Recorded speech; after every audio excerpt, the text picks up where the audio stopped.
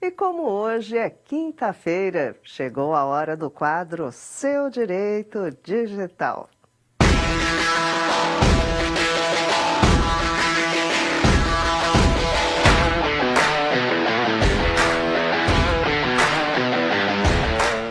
E mais uma vez, recebendo aqui ao vivo, Leandro Alvarenga. Boa noite, querido, bem-vindo. Boa noite, bem-vindo. Boa noite, Marisa. Boa noite a todos de casa. Espero que sejam todos bem.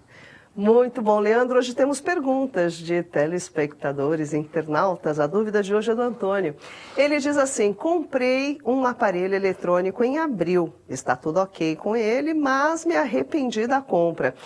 Posso devolver? E a loja pode vender depois um produto com a embalagem aberta? Bom, vamos lá, Marisa. A primeira regra de devolução é o prazo de direito de arrependimento previsto quando você não compra no estabelecimento comercial. Então, se você comprou sem contato físico com o produto, o Código de Defesa do Consumidor dá o direito ao consumidor usar o produto, ali experimentar o produto por 7 dias, e depois de 7 dias ele não pode mais fazer a devolução, salvo exista alguma política da própria loja. Temos alguns players aí no mercado que ampliaram o prazo de 7 para 30 dias, por exemplo. Né? Mas aí são regras fora do Código de Defesa do Consumidor. No Código de Defesa do Consumidor são 7 dias do dia do recebimento. Feita a devolução, isso faz parte do risco da atividade da loja. A loja é obrigada a aceitar. É claro que o produto tem que estar em perfeitas condições, né? E aí, aceitando, ela vai colocar o reproduto à venda. E o fato do produto estar com a embalagem aberta não quer dizer que ela não tenha que dar garantia. É a mesma coisa se você comprar um produto, por exemplo, do mostruário, Marisa. A garantia é a mesma de um produto, como se tivesse uma caixa novinho. E mais do que isso, Marisa, tem aquelas lojas que vendem aqueles produtos com pequenos defeitos. E aí quem acha, não aceitamos devolução, não é assim que funciona, Marisa. Você às vezes comprou um micro-ondas, por exemplo, que estava riscado. Né? O riscado não tem nada a ver com o mau funcionamento do micro-ondas. Então, o que acontece? O risco você não vai poder reclamar. Mas se o micro-ondas não funcionar, a loja tem sim a obrigação legal de fazer o reparo.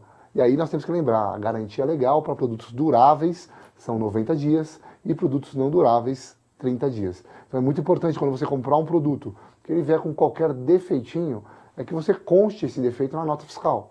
Porque qualquer outro defeito, que não seja aquele discriminado, a loja é obrigada a fazer a troca ou o reparo do produto, conforme a garantia legal, Marisa. Tá aí, dica importante. Acho que muita gente não sabia dessa informação, que isso não tem nada a ver com o defeitinho que é apresentado, mas sim um outro problema. Olha aí, pessoal. A garantia tem que ser mantida. Porque quem dá garantia, Marisa, não é a loja, é a lei. Né? Então, tirando a garantia estendida, né, que vai além da legal, as regras são previstas em lei e a lei não faz distinção de como o produto é vendido.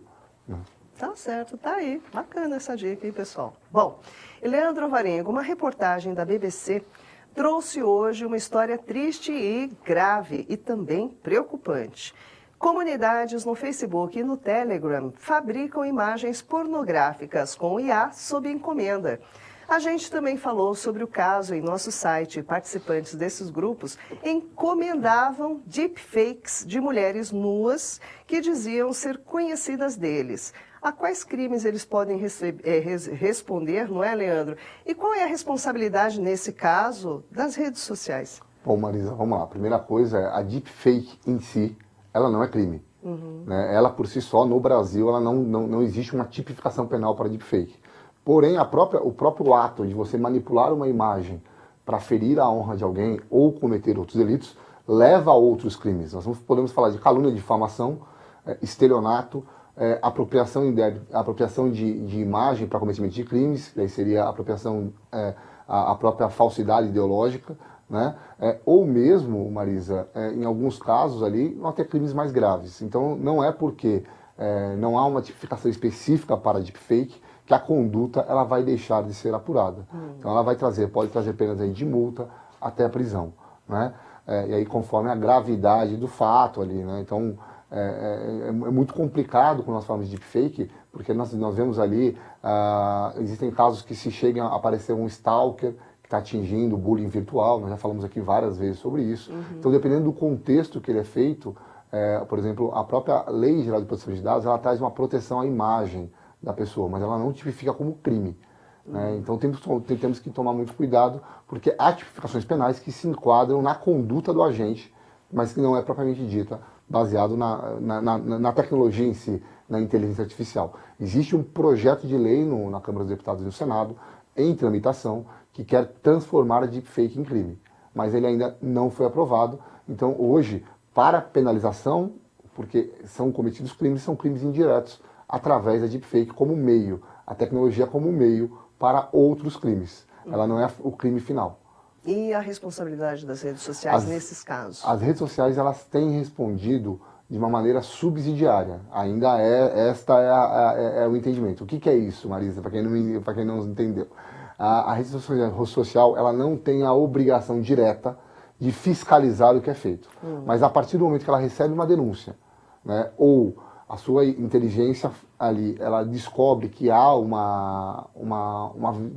um desrespeito ao regulamento da própria rede social, ela é obrigada a baixar. E a partir daquele momento que ela identificou, houve uma denúncia, ela não baixou, ela passa a ser solidariamente responsável. Os tribunais brasileiros têm entendido até o momento que ela só é responsável para baixar aquela circunstância quando ela recebe uma ordem judicial nesse sentido. Até então, ela não tem a obrigação de fiscalização. Porém, Marisa, se ela é informada, há uma identificação, informada como? As denúncias, né? Há uma negligência, uma falha na prestação de serviço, e aí sim ela pode ser responsabilizada. Tem casos que a demora de exclusão de informações após denúncia tem gerado as obrigações das redes sociais a indenizar, mas nunca porque ela deixou de baixar sozinha, mas sim porque houve uma provocação, seja administrativa ou judicial, e aí ela não atendeu aquela solicitação. Esses sites, Marisa, ele tem uma característica de essas pessoas criam essas páginas, as próprias redes sociais identificam isso através das denúncias, derruba essa página e logo dias depois ela abre outra página com um nome muito parecido. E aí, normalmente eles buscam seguidores, tiram da rede social e levam ali pro WhatsApp, pro Telegram. Desculpa. Imagina, toma um gole d'água, tem um copo d'água aí pro Leandro Varenga. É melhor ver se consegue. Mas é isso. Tá bom. Enquanto o Leandro aqui se recupera dessa tossinha, vamos providenciar uma aguinha ali para ele. Enquanto isso, vamos fazer uma terceira pergunta. Acho que encerramos, né? Pode ir, vamos lá. Tá bom, querido. Bom, como você viu aqui ontem no Olhar Digital News, deixa eu pegar a aguinha aqui do Leandro Varenga, pessoal. Só um pouquinho aqui, deixa eu pegar água para ele. É assim, acontece, ao vivo acontece, viu? Não tem problema, não se preocupe, Leandro. Enquanto ele se recupera tomando a aguinha aqui, vamos posicionar vocês da terceira questão. Como você viu ontem aqui no Olhar Digital News, a Meta anunciou o fim da linha para os resultados da IA generativa no Brasil e o fim da coleta de dados dos brasileiros. Aí a pergunta para o Leandro: ceder os dados é realmente perigoso? E mais, o brasileiro pode acabar ficando sem acesso a tecnologias por conta disso, Leandro? Bom, importante pergunta, Marisa. A primeira coisa, as pessoas precisam entender que os dados de todo mundo já estão em circulação na sociedade. Os bancos têm regras, por exemplo, o Banco Central determina o compartilhamento de informações financeiras. Os CPFs, elas estão inseridas nos bancos de dados de proteção ao crédito para proteger as pessoas, para dar crédito e também combater fraudes. A própria Lei Geral de Proteção de Dados, ela traz 9 hipóteses de compartilhamento de dados sem o consentimento do titular. Nós temos aí o cadastro positivo, a Lei de Acesso à Informação. Então existe uma série de leis que regulam o tratamento de dados sem o consentimento. Então, o fato do dado estar disponível não quer dizer que ele vá trazer prejuízos. Primeiro ponto é importante disso, que é muito comum, sofri um vazamento de dados, isso pode me prejudicar. O que acontece, Marisa? O problema é que dados estão disponíveis. Quando nós falamos de todas essas leis que eu mencionei aqui, nós estamos falando de dados de origem cadastrais e de origem de relacionamento com a sociedade. Eu estou falando de criação de perfis. O que acontece é que as informações que a Meta estava coletando, nesse caso específico, eram informações que vai além dessas informações cadastrais. Eram informações que geravam, ao que tudo indica, estavam gerando perfis de consumidores, gerando preferêncies, fazendo com que a sua inteligência artificial se aprimorasse para fins, usando inclusive dados sensíveis, são aqueles dados de origem biológica, de origem psicológica, que tem uma maior proteção legal, exatamente porque esses dados têm um condão de trazer danos às pessoas. Então, você imagina, um partido, hoje nós vivemos uma dissonância política muito grande, você ir de um lado A para um lado B, e alguém descobrir que você é do partido A do partido B, ou se você é filiado ao sindicato, será que uma empresa vai te contratar? Né? Muita empresa não gosta de sindicalista, ou mesmo, se você tem uma doença A, B ou C, será que você não vai sofrer uma perseguição? Religião, nós temos ali os judeus que estão sendo perseguidos, ou mesmo os palestinos, em certa medida, que estão sendo combatidos em alguns locais, os muçulmanos em geral. Então, essas informações, elas são sensíveis. Essas informações, a lei, ela permite o compartilhamento com algumas regras mais rígidas. As exceções para que não tenha o consentimento são maiores, exatamente para evitar danos. E aí, qual é o problema? Né? A Meta, ela fez uma política que a ANPD pediu esclarecimentos e pediu a suspensão até que esses esclarecimentos fossem feitos. Então, a Meta, no primeiro momento, ela está cumprindo a determinação da ANPD. Foi a ANPD que mandou ela parar o tratamento de dados ali. E se ela está tentando criar uma tecnologia nova, ela precisa de dados para isso. Se ela não tiver dados, ela não vai conseguir distribuir a tecnologia nova no Brasil. Nós vimos ali o ChatGPT, ele começou em outros países primeiro. Por quê? Porque ele não falava português. Ele não conhecia a característica do Brasil. Ele precisou estudar o Brasil, entre aspas, né? A inteligência artificial precisou ter acesso à internet brasileira, a dados brasileiros, para que ele pudesse ali funcionar como funciona hoje. Então, o que tem acontecido é isso. As empresas de tecnologia, quando elas encontram modelos de legislações ou formas de apurações muito rígidas, elas têm saído daquele país. E as empresas e o país têm perdido com a falta dessa tecnologia. Nós falamos muito aqui da discussão da lei do projeto de IA, né, Marisa? E nós falamos, olha, nós temos que criar uma lei que proteja as pessoas, nós temos que arrumar um equilíbrio entre os dados que podem ser compartilhados e usados para a tecnologia e a proteção das pessoas. Se nós não acharmos esse equilíbrio, o que vai acontecer é isso. A tecnologia vai sair do Brasil, não vai se desenvolver aqui, e aí nós vamos ficar para trás mais uma vez. Por isso que nós rogamos sempre, quando eu vou falar com os senadores, com os deputados, sobre tecnologia, nós não temos que regular a tecnologia, porque a tecnologia nós não sabemos para onde ela vai. Nós temos que regular os direitos, né? Nós temos que proteger os direitos e os dados. E deixar a tecnologia como um meio, porque a tecnologia em si, ela não é boa e nem ruim. A tecnologia, ela é o que o usuário fizer dela. Né? Então nós temos que punir as más condutas. E aí a IA generativa tem esse problema um pouco maior, porque ela cria conteúdos. Então nós temos que criar responsabilidades para que se faça uma fiscalização para que ela não crie conteúdos impróprios, usando dados de origem lícita. Né? Então, por exemplo, se eu não quero que uma IA seja racista, qualquer que seja, eu não vou dar instrumentos em acesso a ela, dados que possam fazer ela gerar racismo. Porque o problema não é a tecnologia, o problema é a origem dos dados e a forma com que eles são imputados na tecnologia. Né? Então, é muito complexo isso. O fato de ter acesso aos dados, mais uma vez, ela não é um risco para você.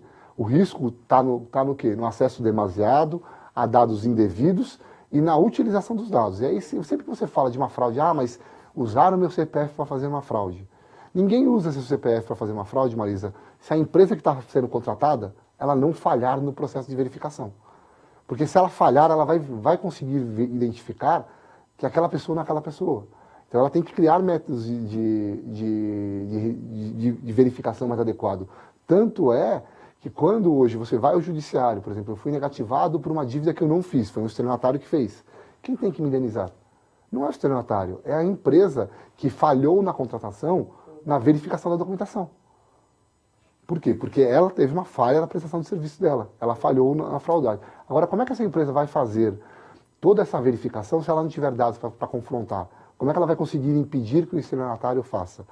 Então, é muito complexo quando nós falamos de dados, mas os dados estão em circulação, os dados estar em circulação não é ruim, ele é um fator positivo até para a sociedade. A sociedade, se você pode ver, por exemplo, nos Estados Unidos, o crédito, só tem crédito nos Estados Unidos quem tem dados compartilhados. Quem não compartilha dados não tem crédito nenhum. Nós fizemos vários estudos e vimos vários casos nesse sentido. Então, é bom ter o dado compartilhado, na medida responsável, dentro dos limites da lei, para a utilização correta. E agora é entender também que as empresas que estão vindo para o Brasil, elas têm que entender que nós temos direitos aqui. Nós temos a Lei Geral de Proteção de Dados, nós temos o Código de Defesa do Consumidor, e se elas querem vender para o mercado brasileiro, que é um mercado importante, nós somos a 8ª economia do mundo, ela tem que respeitar as nossas leis. Tem que respeitar os direitos dos brasileiros. Também não é porque que nós queremos a tecnologia aqui que nós temos que se curvar a tudo. Né? Não é assim que funciona. Por isso que eu falo sempre, a palavra aqui, quando nós falamos de legislação e tecnologia, é equilíbrio. É buscar o equilíbrio dentro da nossa realidade, Maria. Perfeito. Isso aí. Bom, mais uma grande participação de Leandro Alvarenga, hoje com direito a tossinha e tudo, né, Leandro? Primeira vez em 5 anos, hein, Maria? Pois é, já se recuperou, a aguinha ajudou, né? Ajudou. Então já voltamos ao normal. Leandro, mais uma vez, muitíssimo obrigada pela sua participação, querido. E na próxima quinta nos vemos. Até a próxima quinta-feira, Maria. É sempre um prazer estar aqui, um prazer estar com vocês. Aguardo vocês semana que vem. Mandem suas perguntas no nosso canal do Olhar Digital, que teremos o maior prazer em respondê-las. Até a quinta, fique com Deus. Até a próxima. É isso aí, pessoal. Vocês já sabem, para tirar as suas dúvidas, deixem as perguntas nas redes sociais, usando a hashtag Seu Direito Digital. Quinta-feira que vem tem mais Seu Direito Digital por aqui com Leandro Alvarenga.